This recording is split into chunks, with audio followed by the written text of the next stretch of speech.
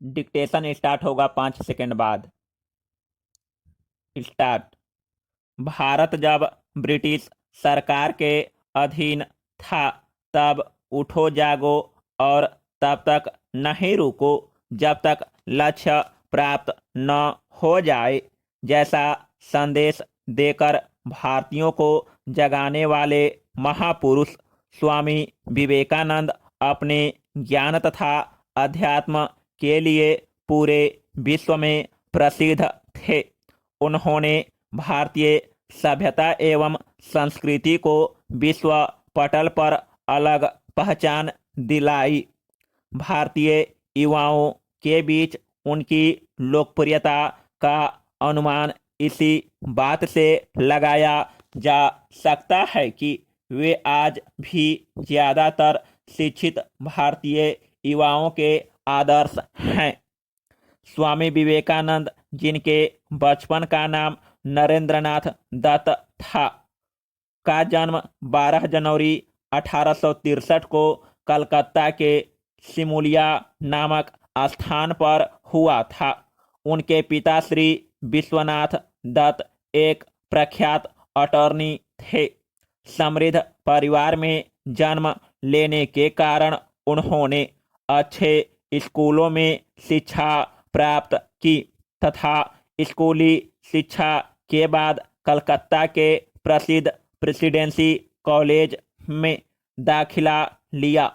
उस कॉलेज में पढ़ने के दौरान उनकी आध्यात्मिक भूख जागृत हुई और वे ईश्वर, विश्व, मानव इत्यादि के रहस्य जानने के लिए व्याकुल रहने लगे।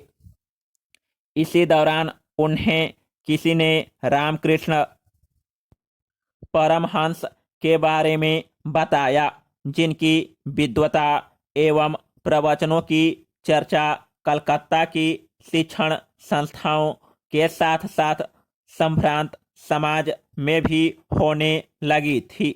नरेंद्रनाथ ने भी उनसे मिलने का विचार किया। नरेंद्रनाथ ने परमहंस से अपनी पहली ही मुलाकात में प्रश्न किया, क्या आपने ईश्वर को देखा है?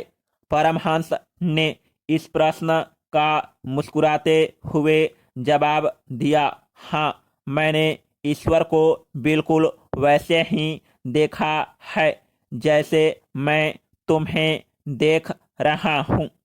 परमहंस के इस उत्तर से नरेंद्रनाथ न केवल संतुष्ट हो गए बल्कि उसी समय उनको अपना गुरु भी मान लिया। इसी घटना के बाद उन्होंने संन्यास लेने का निर्णय लिया।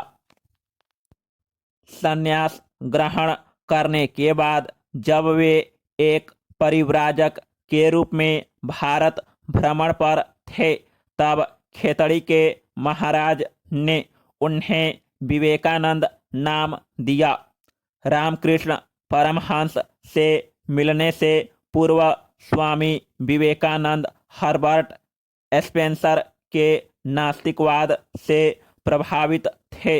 समय के साथ साथ स्वामी विवेकानंद में नास्तिकवाद का विकास होता जा रहा था। 1893 ईस्वी में जब संयुक्त राज्य अमेरिका के शिकागो में विश्व धर्म सम्मेलन का आयोजन हुआ तो खेतड़ी के महाराज ने विवेकानंद जी को भारत के प्रतिनिधि के तौर पर उसमें भाग लेने के लिए भेजा। 11 सितंबर 1893 को इस सभा के स्वागत भाषण में स्वामी जी ने श्रोताओं को संबोधित करते हुए जैसे ही कहा, प्रिय बहनों एवं भाइयों, वैसे ही तालियों की गड़गड़ाहट से वहां का वातावरण गूंजने लगा। सारे लोग आश्चर्यचकित थे। पृथ्वी के ठीक दूसरे छोर से आया हुआ एक व्यक्ति पराये देश के लोगों को अपना भाई बहन मानकर संबोधित कर रहा था तथा अपने संबोधन में स्त्रियों को पहला स्थान दे रहा था। उसके बाद जब उन्होंने हिंदू धर्म एवं भारत के अध्यात्म की बात करनी शुरू की तो अमेरिका ही नहीं दुनिया भर के विद्वानजनों का बड़ा समूह चुपचाप उन्हें सुनता रहा। यह धार्मिक सम्मेलन 27 सितंबर तक चला। इन 17 दिनों में उनके व्याख्यान सुनने वालों की संख्या में निरंतर वृद्धि होती रही। धार्मिक ही नहीं, साहित्यिक, सामाजिक एवं वैज्ञानिक जगत के लोग भी उनके व्याख्यान को सुनने के लिए आने लगे। विश्व धर्म सम्मेलन की यह घटना उन दिनों की है जब भारत ब्रिटिश सरकार के अधीन था। पश्चिम जगत के लोग भारतीयों को हीन दृष्टि से देखते थे। उनका मानना था कि भारत में विद्वानों का नितांत अभाव है एवं यह देश हर मामले में पिछड़ा है। स्वामी विवेकानंद भारत के पहले व्यक्ति थे जिन्होंने पश्चिम जगत के लोगों का भ्रम दूर कर भारतीय ज्ञान एवं विद्वता का डंका सारी दुनिया में बजाया। विश्व धर्म सम्मेलन के समापन के बाद स्वामी जी ने विश्व के अनेक देशों की यात्रा की। वे जहाँ भी गए वहाँ के लोगों ने उनका स्वागत किया। नवंबर 1894 में उन्होंने न्यूयॉर्क में वेदांत समिति की स्थापना की। वे 1897 ईस्वी में जब स्वदेश वापस आए तो देशवासियों ने भी उनका शानदार स्वागत किया।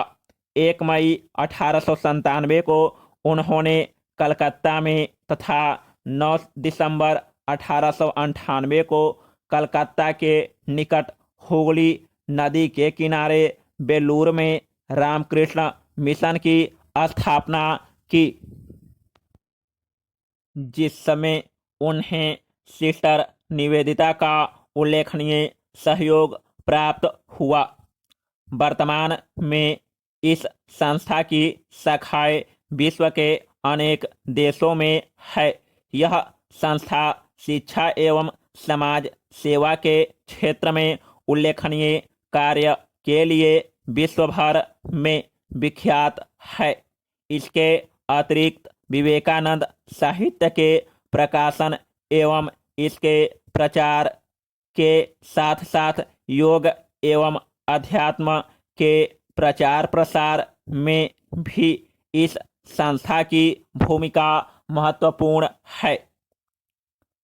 अरविंद घोष, सुभाष चंद्र बोस, सर जमशेदजी टाटा, रविंद्रनाथ टैगोर तथा महात्मा गांधी जैसे महान व्यक्तियों ने स्वामी विवेकानंद को भारत की आत्मा को जागृत करने वाला और भारतीय राष्ट्रवाद के मसीहा के रूप में देखा। स्वामी विवेकानंद पहले अंतर्राष्ट्रवादी नेता थे जिन्होंने लीग ऑफ नेशन के जन्म से भी पहले 1897 ईस्वी में अंतर्राष्ट्रीय संगठनों, गठबंधनों और कानूनों का आह्वान किया जिससे राष्ट्र के बीच समन्वय स्थापित किया जा सके। स्वामी जी रामकृष्ण मिशन के माध्यम से सदा गरीबों की भलाई एवं सेवा में जुटे रहे। वर्ष 1901-2 में जब कलकत्ता में प्लेग फैला तो उन्हें रोगियों की खूब सेवा की। लोगों की सेवा करते समय उन्होंने अपने स्वास्थ्य का भी ध्यान नहीं रखा, जिसके कारण उनका स्वास्थ्य निरंतर गिरता चला गया और अंततः 4 जुलाई 1902 को मात्र 39 वर्ष की अवस्था में उनका देहांत हो गया। इस प्रकार मानवता के मसीहा ने मानव सेवा के लिए ही अपने जीवन की आहुति दे दी। समाप्त।